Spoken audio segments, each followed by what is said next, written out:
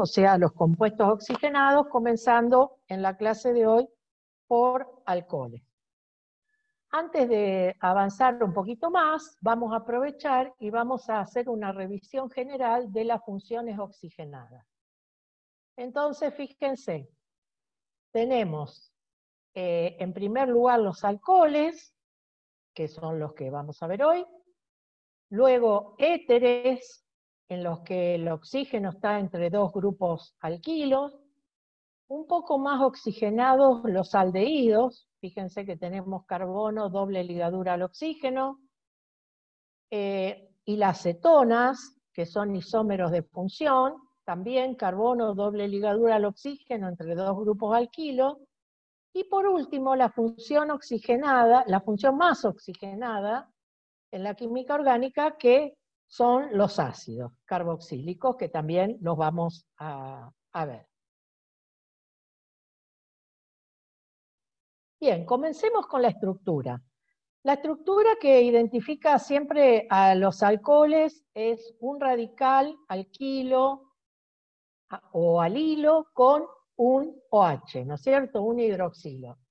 Entonces yo les puse acá algunos ejemplos, por ejemplo, 1-propanol, también puede ser un radical alilo, o sea, un alqueno, y en este caso el alcohol tiene prioridad. Fíjense que tenemos dos funciones. Tenemos la función alcohol y la función alqueno. Entonces, como el alcohol tiene prioridad, lo nombramos como un alcohol. Entonces damos la posición del doble enlace y la posición del oxidrilo. Más acá tenemos en este caso el ciclohexanol, fíjense, el ciclohexano, de los cuales hemos reemplazado un hidrógeno de uno de los 6 carbonos con un oxidrilo. Este caso, que es el alcohol bencílico, miren, lo puse especialmente para no confundirlo con el fenol que vimos en hidrocarburos aromáticos. Fíjense, el fenol tenía el oxidrilo unido a uno de los carbonos del benceno. En cambio, miren la formulita del alcohol bencílico. El alcohol bencílico tiene un grupo metilo y en ese grupo metilo tiene el oxidrilo, ¿sí? Y también se puede dar el caso de tener más de un oxidrilo en una molécula. En este caso puse el propanotriol, que es lo que conocemos nosotros familiarmente como glicerina, que tiene 3 grupos oxidrilos. También existen los dioles, es decir, con 2 grupos oxidrilos que vamos a ver un poquito más adelante. Siguiendo con la nomenclatura, bueno, se siguen las mismas reglas IUPAC que sabemos. Tenemos que elegir la cadena más larga que tenga incluido el grupo oxidrilo o hidroxilo, y debemos indicar el localizador del grupo oxidrilo con el numerito más bajo posible. Entonces, por ejemplo, en este ejemplo tenemos el 3-metil-2-butanol, es decir, empezamos a numerar los carbonos desde la izquierda para que al oxidrilo le toque el numerito más chiquito. Sin embargo, en el caso de los alcoholes, y también después vamos a ver los aldehídos y la acetona, existen nombres triviales, ¿sí? Que no corresponden a la nomenclatura IUPAC, pero que son muy usados. Por ejemplo, el caso del alcohol metílico, en lugar de metanol, el nombre IUPAC todos terminan en ol. El alcohol isopropílico en lugar de isopropanol, terbutílico en lugar de terbutanol, y fíjense, voy acá abajo, isobutílico, ¿sí? Fíjense, o neopentílico, tenemos 5 carbonos, y en uno de esos 5 carbonos, de los 4, digamos, metilo, está el grupo oxidrilo. Interesante ver en este caso un derivado del alcohol bencílico, fíjense, dice para-nitrobencílico. Es decir, es un benceno que tiene el alcohol bencílico o el benzol en la posición 1 y en posición para un grupo nitro. ¿Sí? Muy bien. Algo muy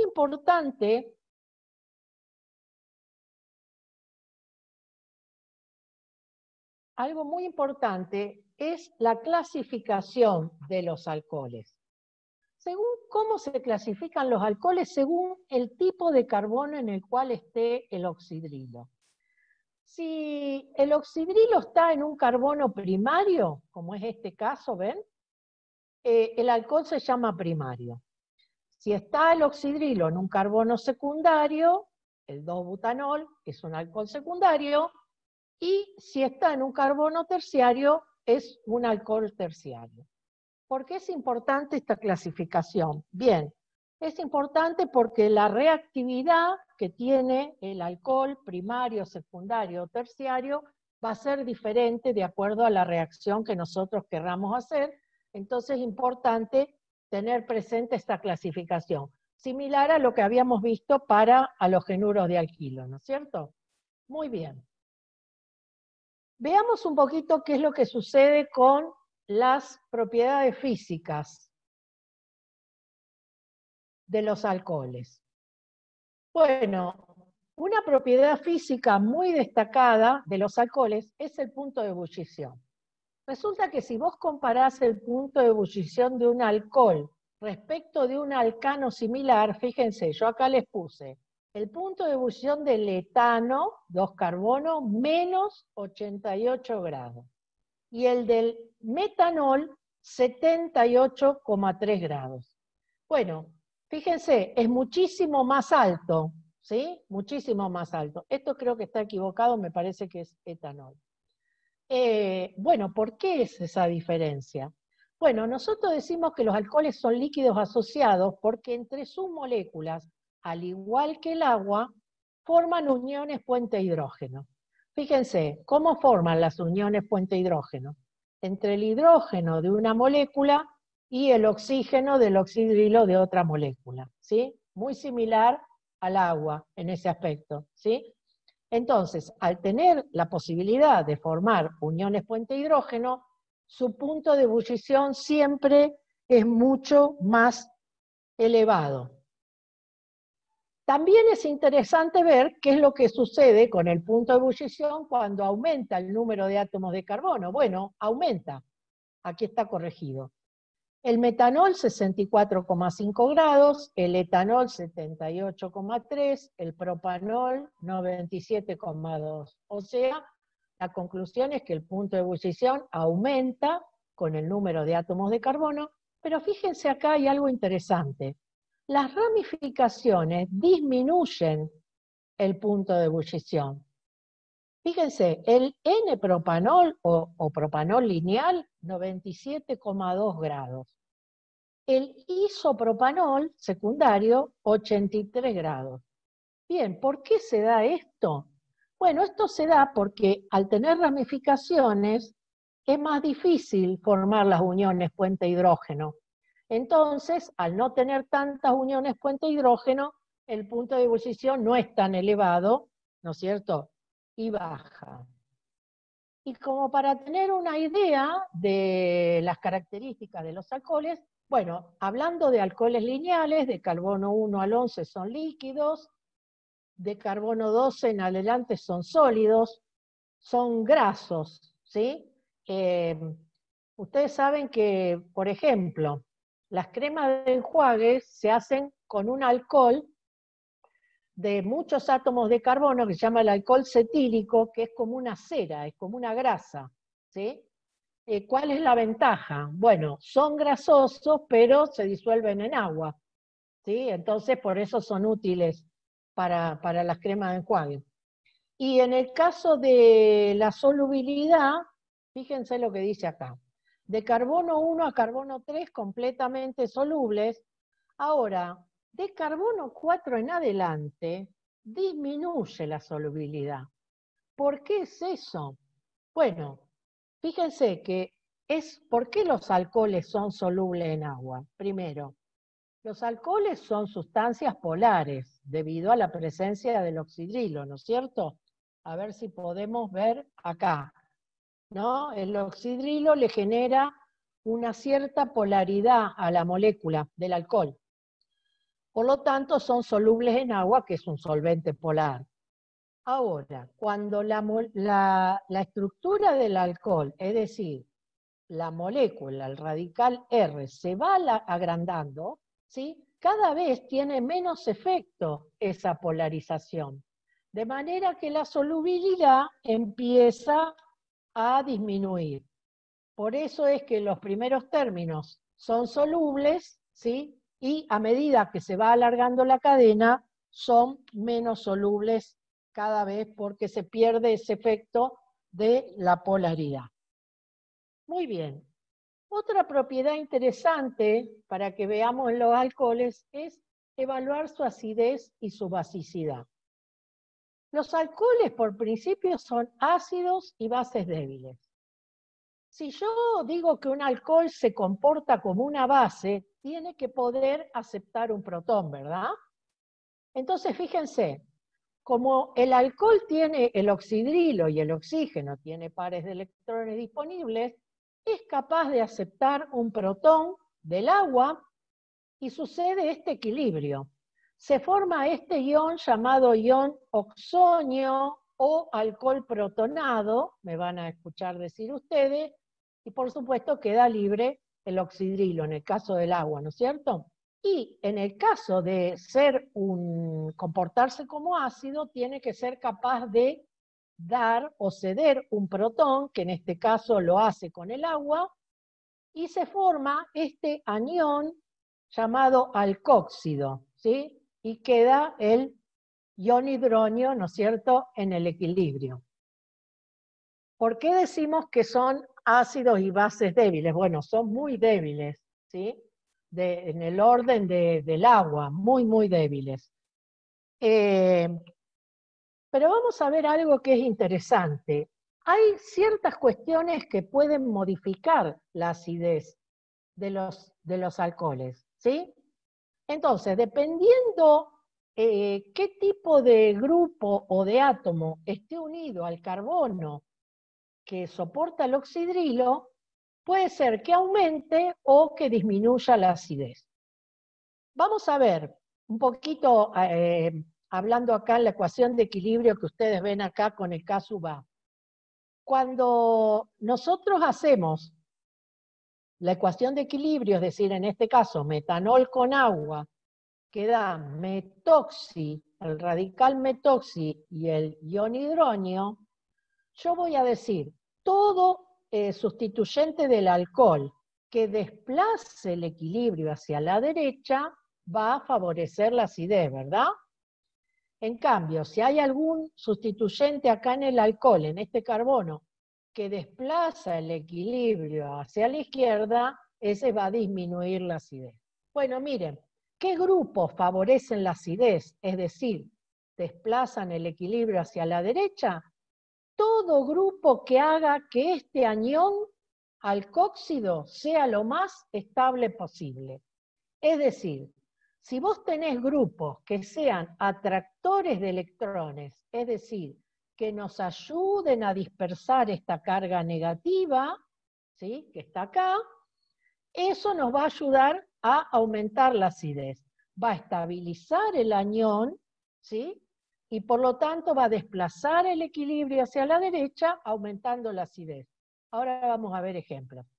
Si por el contrario a este carbono del alcohol yo tengo unido grupos dadores de electrones, no estabilizan el anión, ¿sí?, y por lo tanto van a hacer que el equilibrio se dirija hacia la izquierda, disminuyendo la acidez. Fíjense, miremos acá, miren. Acá está puesto en función del pKa. Entonces yo tengo para el etanol un pKa de 15,9. ¿Me cuentan, si alguno se acuerda, cuánto vale el pKa del agua? O sea, el pKw. ¿Si alguno se acuerda? ¿O el KW? 1 por 10 a la menos 14.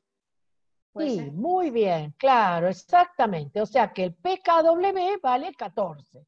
Bueno, fíjense el pKa o sea, el que mide la acidez del etanol. Ven que es del orden del agua. Muy bien. Ahora, fíjate vos qué le pasa al etanol si yo en este carbono le pongo un cloro. Todos sabemos que el halógeno es muy electronegativo, o sea que es muy atractor de electrones, y eso nos conviene si atrae electrones, porque estabiliza el anión. Y entonces, fíjate, disminuye el pKa, o sea, aumenta la acidez. ¿Sí? Fíjense qué pasa si al etanol, a ese carbono, al primer carbono de la molécula, le pongo 3 flúor. El flúor es el elemento más electronegativo que tenemos, y entonces miren cómo aumenta la acidez. ¿Sí? Acá se ve clarito. Muy bien. ¿Quedó claro entonces el tema de cómo se aumenta o se disminuye la acidez, no? Muy bien. Ahora vamos a ver cómo es que se disminuye. ¿Te acordás que dijimos que si yo ponía grupos dadores de electrones, no estabilizaban el anión y por lo tanto disminuían la acidez? Bueno, mira, tenemos metanol, pKa 15,5. Si yo le pongo un grupo metilo, ¿sí?, que es dador de electrones, o sea, va a disminuir la acidez, ahí está, ¿ven? Menos ácido. Si en vez de uno le pongo 2 grupos metilo, disminuye más la acidez todavía. Y ya, si tengo 3 grupos metilo, fíjense, ¿sí? Entonces, redondeando, si al radical R del alcohol lo acompañan grupos o átomos que son atractores de electrones, eso va a aumentar la acidez. Si en cambio lo acompañan grupos dadores de electrones, eso va a disminuir la acidez. Muy bien. Muy bien. Vamos a ver ahora algunos métodos, los métodos de síntesis más comunes de alcoholes. Esto la verdad que es bastante sencillo porque muchas de estas reacciones ya las hemos visto. Acá hay una especie de resumen: sustitución de halogenuros de alquilo, hidrólisis ácida de alqueno, ya la hemos visto. Reducción de compuestos oxigenados, esto es un poco nuevo porque recién vemos compuestos oxigenados. Síntesis de Grignard, hidroboración de alquenos, este es un método interesante para obtener alcoholes anti-Markovnikov, y luego una pequeña reseña de procesos industriales. Muy bien. Comencemos por la primera, que es la sustitución de halogenuros de alquilo. Bueno, estas reacciones se hacen con el mecanismo SN2.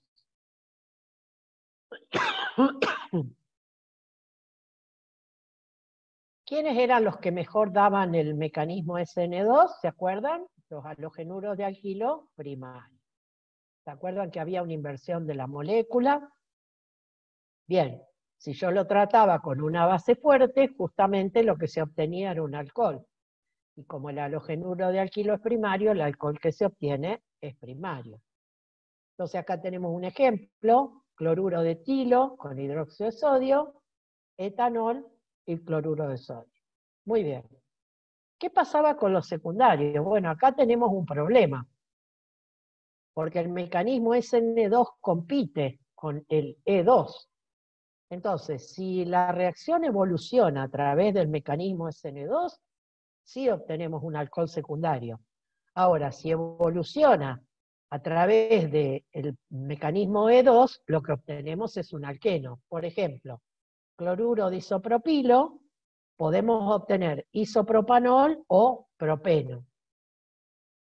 Ustedes me dirán, bueno, ¿cuál es el producto principal? Bueno, para contestar esa pregunta deberíamos saber cuál de los dos mecanismos prevalece. Eso es un dato que no se puede inferir, hay que saberlo a partir del dato de la práctica, ¿sí? De manera que no sería como un buen método, aparentemente, tener obtener alcoholes secundarios a partir de un halogenuro de alquilo secundario y un mecanismo de esto, ¿no es cierto? Muy bien. Pero este sí, hidrólisis ácida de alqueno, que ya también sabemos un montón, hemos visto el mecanismo, todo el mundo se acuerda que era con carbocatión, se acuerdan, el medio ácido se adiciona a uno de los carbonos, se forma el carbocatión más estable, y por último se adiciona el oxidrilo, ¿sí? En este caso se obtenían productos Markovnikov o anti-Markovnikov. ¿Qué les parece de lo que ustedes se acuerdan? Producto Markovnikov. Claro, se obtienen productos Markovnikov. Fíjense, yo puse este ejemplo a propósito. El 2-metil-2-buteno, ¿sí? Entonces, la hidrólisis de este alqueno en medio ácido justamente da el oxidrilo acá, que quedaría el carbocatión terciario. ¿Está bien? Entonces nos daría el 2-metil-2-butanol, en este caso, ¿no? Un alcohol terciario, porque este carbono es un carbono terciario. Muy bien, esta reacción ya la conocemos, conocemos el mecanismo, o sea que no hay inconveniente. Esto es algo nuevo para nosotros, porque recién estamos comenzando a ver los compuestos oxigenados, y resulta que si uno usa alguno de estos reductores, este se llama hidruro de litio y aluminio, este hidruro de boro y sodio, les cuento, estas sustancias son sustancias sólidas, los hidruros, muy difíciles de trabajar con ellas porque en general son explosivos, y fíjense que estamos trabajando con sustancias orgánicas que son combustibles, o sea que estas reacciones son bastante complicadas, pero se puede hacer en algún medio controlado, y por ejemplo, si reducimos el metanal, que es un aldehído, fíjense, carbono, doble ligadura al oxígeno, puedo llegar a tener metanol, alcohol primario, ¿sí? Si reducimos un aldehído, fíjense que de carbono, doble ligadura al oxígeno, lo que obtenemos es un alcohol, pero en este caso un alcohol primario, ¿ven? Con este R. ¿Lo ven? El R verde acá y acá. ¿Y qué es lo que pasó con este carbono negro? Bueno, se abre el doble enlace. Este tipo de reacciones las vamos a ver la clase que viene, cuando veamos aldehído y cetona. Es un mecanismo propio de los aldehídos y cetonas. Se abre el doble enlace, entra un hidrógeno y el hidrógeno del hidruro, ¿no es cierto?, del reductor. Y en el caso de las cetonas, lo que se obtendría es un alcohol secundario. También es el mismo proceso, ya lo vamos a ver, se abre el doble enlace, se forma el oxidrilo y se obtiene un alcohol secundario. Entonces, a partir de la reducción de compuestos oxigenados, podemos obtener metanol si partimos de metanal. Si partimos de un aldehído cualquiera, vamos a llegar a un alcohol primario. Y si partimos de una cetona cualquiera, a un alcohol secundario. Muy bien. Y ahora vamos a ver un poquito esta reacción que dice síntesis de Grignard. Resulta que usando reactivos de Grignard, a partir de un compuesto carbonílico, le decimos nosotros, o sea, un compuesto que tenga carbono doble ligadura al oxígeno, podemos llegar a generar un alcohol. Después ustedes me van a decir qué tipo de alcohol, siempre, ¿no?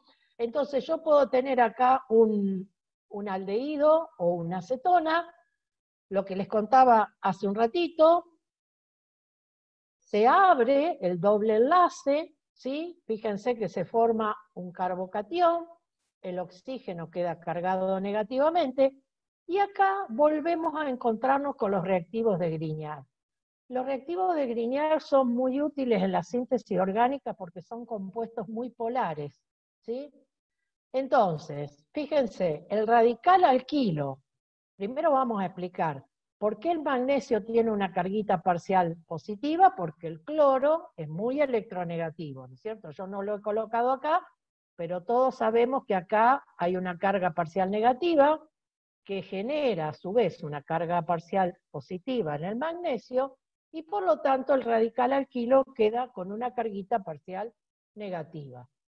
Muy bien, al abrirse el doble enlace, como vimos acá, el carbono queda con una carga positiva y permite que el radical R de nuestro reactivo de Grignard ingrese, como lo ven acá, ¿sí?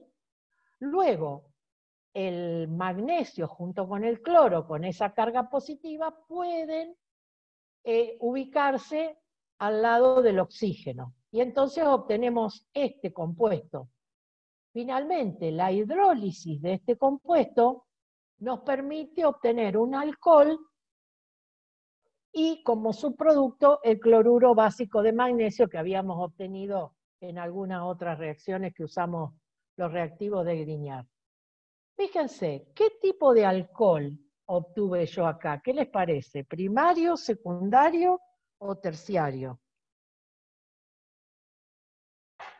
Secundario. En realidad, terciario. Fíjense, yo tengo este carbono que es el que soporta el oxidrilo. Está unido a un radical, a otro radical y a otro radical. ¿Sí? Es terciario. Bueno, no importa. Ahora vamos a ver todos los ejemplos que se pueden obtener.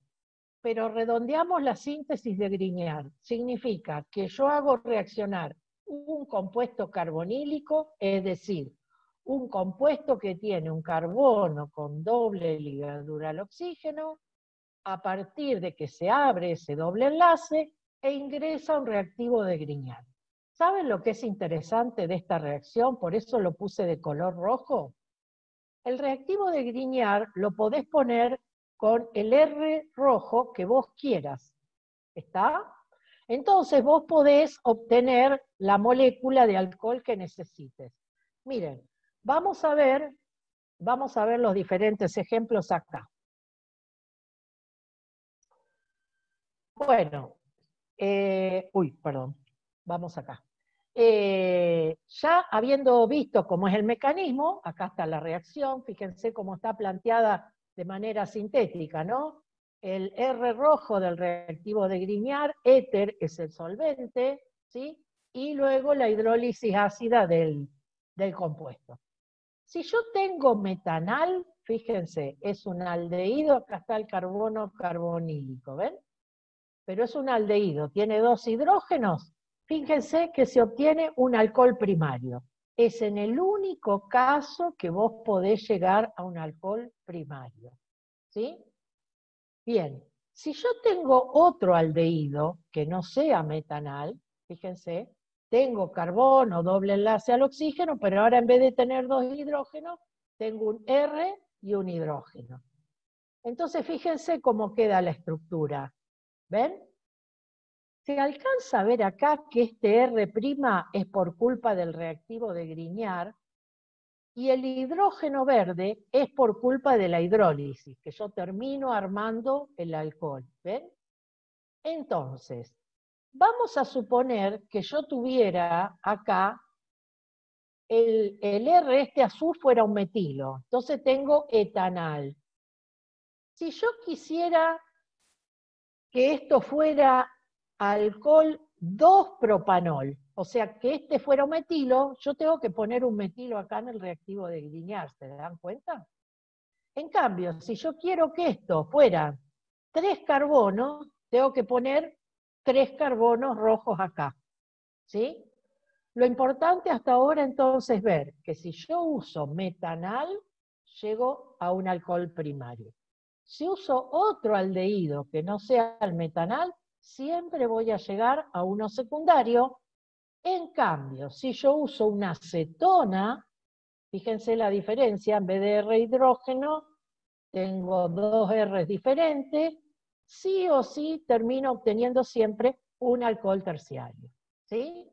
Ahora después vamos a ver en la práctica. También tenemos este mecanismo que no es conocido, digamos, una novedad, lo vemos ahora, que es la hidroboración de un alqueno. Este mecanismo es interesante porque nos permite obtener alcoholes anti-Markovnikov, que es bastante difícil obtenerlos, porque si nosotros hacemos la hidrólisis ácida de alqueno, ¿se acuerdan? Ya saben que obtenemos siempre el producto Markovnikov. El mecanismo es, digamos, bastante sencillo. Implica la adición, escuchen bien, al doble enlace del borano, boro hidrógeno 3, y una segunda etapa donde se genera una oxidación con peróxido. En este caso le puse agua oxigenada, que es el más común. ¿Se acuerdan que cuando vimos alqueno y queríamos tener un bromuro anti-Markovnikov, también usábamos bromuro de hidrógeno y agua oxigenada? Entonces fíjense cómo es el mecanismo. Esto que dice THF significa tetrahidrofurano, que es un solvente, ¿sí? Entonces tenemos el borano, se adiciona al doble enlace, fíjense cómo se produce la adición. Se abre la doble ligadura, ¿sí? Y se adiciona el boro con hidrógeno 2 en un carbono y el hidrógeno en el otro carbono, pero de manera anti-Markovnikov, ¿ven? Porque si yo hubiera hecho esto según Markovnikov, lo hubiéramos hecho al revés. ¿Está? Bien, el segundo paso implica una oxidación con peróxido medio básico y entonces se sustituye el borano adicionado acá por el oxidrilo. ¿Sí? Entonces, este es el método que nos permite a nosotros obtener alcoholes primarios, ¿sí? Anti-Markovnikov. ¿Qué otro método de los que vimos me permitía obtener alcoholes primarios? Bueno, si hacemos un pequeño repaso,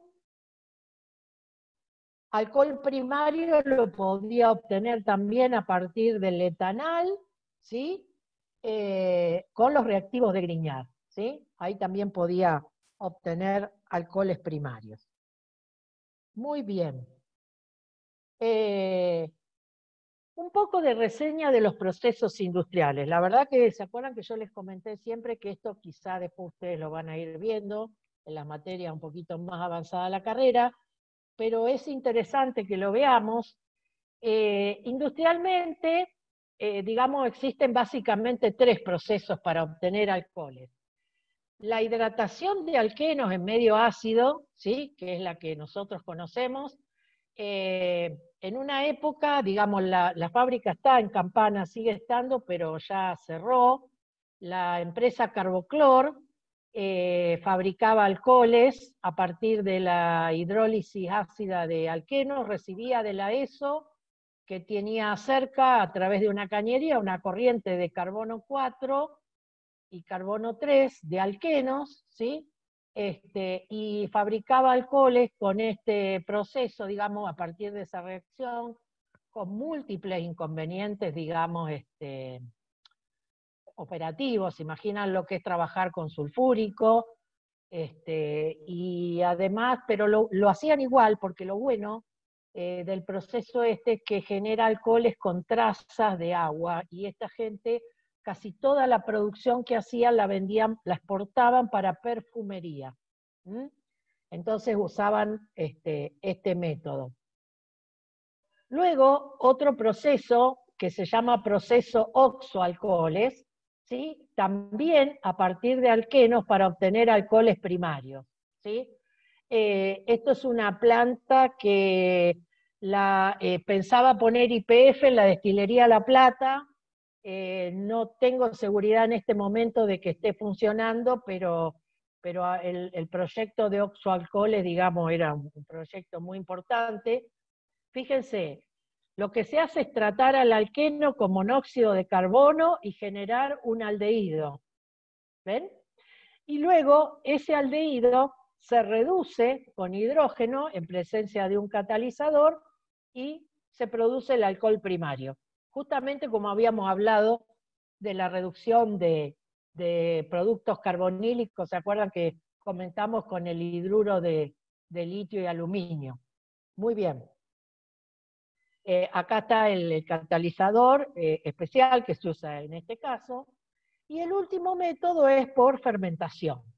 Sí, seguramente después ustedes, a medida que vayan avanzando la carrera, van a ir viendo con más detalle los equipos y los procesos, pero digamos, yo quería hacer referencia a eso porque nosotros siempre hablamos de reacciones así teóricas a nivel de laboratorio, y se pierde un poquito de vista la cuestión industrial.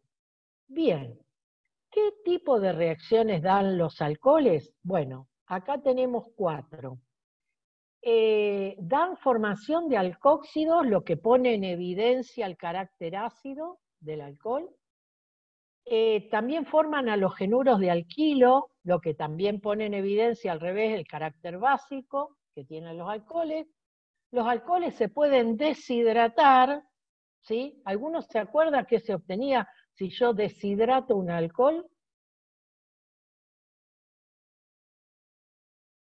¿Un alqueno? Sí, muy bien, un alqueno. Iba a poner una cosa de alcohol. Muy bien. Y por último, los alcoholes también se pueden oxidar. Entonces, arranquemos. Empezamos con la primera reacción, que es la formación de alcóxidos. Bueno, miren, esta es una reacción que es muy linda hacerla en el laboratorio. Si yo tengo un alcohol y lo hago reaccionar con sodio metálico, se forma esta sustancia que ustedes ven acá, que se llama alcóxido de sodio, y se libera hidrógeno. Es una reacción que se hace muy fácil a temperatura ambiente en un tubo de ensayo, y uno ve las burbujitas de hidrógeno que se forman, ¿sí? ¿Y por qué pongo acá yo resaltado en verde? Esta reacción pone de manifiesto el carácter ácido. Bueno, porque justamente, fíjense, el alcohol es capaz de ceder un protón, ¿sí? Para luego formar el gas hidrógeno, ¿no es cierto? Entonces pone de manifiesto el carácter ácido. Acá les puse un ejemplo, que justamente es el que hacemos en el laboratorio. Tenemos etanol más sodio metálico, se forma en este caso etóxido de sodio y se libera hidrógeno. ¿Cómo es la reactividad en este tipo de reacciones? Bueno, fíjense, el metanol es el más reactivo de todos, le siguen los alcoholes primarios, luego los secundarios y por último los terciarios, ¿sí? O sea, el hidrógeno de los alcoholes primarios es el que tiene mayor carácter ácido, ¿sí? De los alcoholes. Muy bien. Vamos a ver el carácter básico. Bueno, fíjense, la formación de un halogenuro de alquilo, o sea, una reacción de sustitución, ¿sí? Es decir, que el alcohol es capaz de aceptar un protón, ¿sí? Ese protón formaría agua, ¿no es cierto? Y se separa y luego permite la entrada del halógeno. Entonces, fíjense, yo tengo acá alcohol terciario, SN1. Recordamos rapidito, SN1 se hacía en 2 pasos con la formación de un carbocatión. Si ustedes recuerdan, el hidrógeno del ácido venía acá, se formaba el agua salía, quedaba el carbocatión positivo, y luego ahí venía el halógeno negativo. ¿Sí? Cloruro de terbutilo. Muy bien. Pero en el alcohol secundario y primario, ¿se acuerdan que lo dijimos hace un rato? Se llevan a cabo esas sustituciones a partir de SN2. Fíjense, vamos a ver por qué se busca mucho usar estos reactivos. Yo tengo acá isopropanol o alcohol isopropílico. Lo voy a hacer reaccionar con esta sustancia que se llama cloruro de tionilo. Cuando ustedes escuchen el prefijo tio, en química orgánica estamos hablando de sustancias. Ahora lo vamos a corregir. Se produce el cloruro de isopropilo, acá, pero y mire qué se genera. Se genera dióxido de azufre y cloruro de hidrógeno, que son gases. ambos gases. Entonces, por supuesto, esto se libera de la reacción y se obtiene prácticamente el halogenuro de alquilo, digamos, lo más puro posible. Si uno quiere utilizar bromo, bueno, acá tenemos un ejemplo, etanol, ¿sí? Con bromuro de fósforo, tribromuro de fósforo, también a partir del mecanismo SN2, o sea, de sustitución, con un estado de transición, se obtiene bromuro de etilo y en este caso bromuro básico de fósforo. ¿Quiénes tienen mayor reactividad, mejor rendimiento en este caso? Bueno, los alcoholes terciarios son los que mejor rendimiento tienen, mejor que los secundarios y mejor que los primarios.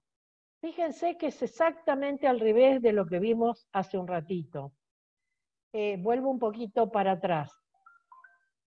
Quiere decir que el carácter ácido que presenta un alcohol lo tiene muy fuertemente el alcohol primario o el metanol, digamos en este caso, ¿no? En general, digamos los primarios. Son los que mejor carácter ácido presentan.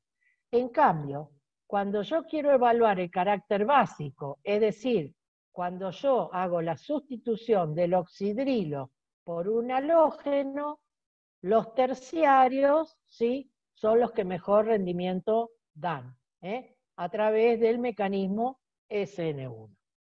Muy bien. Bueno, la deshidratación de alcoholes, que como ya habíamos comentado, es una reacción que conocemos, es una reacción de eliminación, se hace a partir del mecanismo E1, ¿no es cierto? Y bueno, se elimina una molécula de agua para obtener el alqueno, ¿sí? En este caso también la reactividad es mejor para el caso de los alcoholes terciarios, mayor que los secundarios y que los primarios. Uy, perdón. Bien, y por último, la oxidación. Bueno, miren, en este caso lo que yo les voy a presentar acá son reacciones de laboratorio, ¿sí? Si alguno de ustedes recuerda haber visto alguna vez permanganato de potasio, yo lo dibujé justamente acá de color violeta porque tiene ese color violeta fuerte, en medio ácido o en medio básico. También se puede usar dicromato de potasio, que es una solución de color naranja fuerte, en medio ácido. O también se puede usar este reactivo, conocido como reactivo de Young, que es simplemente óxido crómico en medio ácido.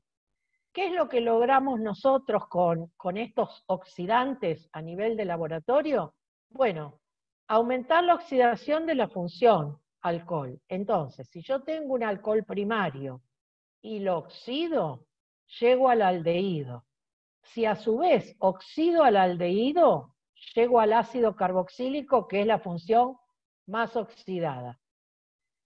Si partimos de un alcohol secundario, a partir de dicromato de potasio con reactivo de Young, llegamos hasta la acetona. Fíjense que no hay posibilidad acá de poner más oxígeno, o sea, el carbono tiene la oxidación máxima posible. Y en el caso de un alcohol terciario, si ustedes se fijan, no tengo opción de poner acá un doble enlace. Entonces, ¿qué es lo que sucede? Bueno, en principio no hay reacción, esta sería la respuesta teórica correcta. Lo que hemos visto en las reacciones de laboratorio es que como tanto el dicromato de potasio como el permanganato violeta son tan violentos en medio ácido, se carboniza directamente la molécula, o sea, no se obtiene ninguna de las reacciones escritas acá. Hemos hecho experiencias, ¿sí? Tenemos para hacer experiencias de oxidación con permanganato, pero en medio básico, ¿sí? Las oxidaciones en medio básico se prefieren en la química orgánica, son más suaves, y en este caso, la reactividad también corresponde mayor a los alcoholes primarios que a los secundarios. Bueno, los terciarios dijimos que no reaccionan, ¿no es cierto? Bien, hemos llegado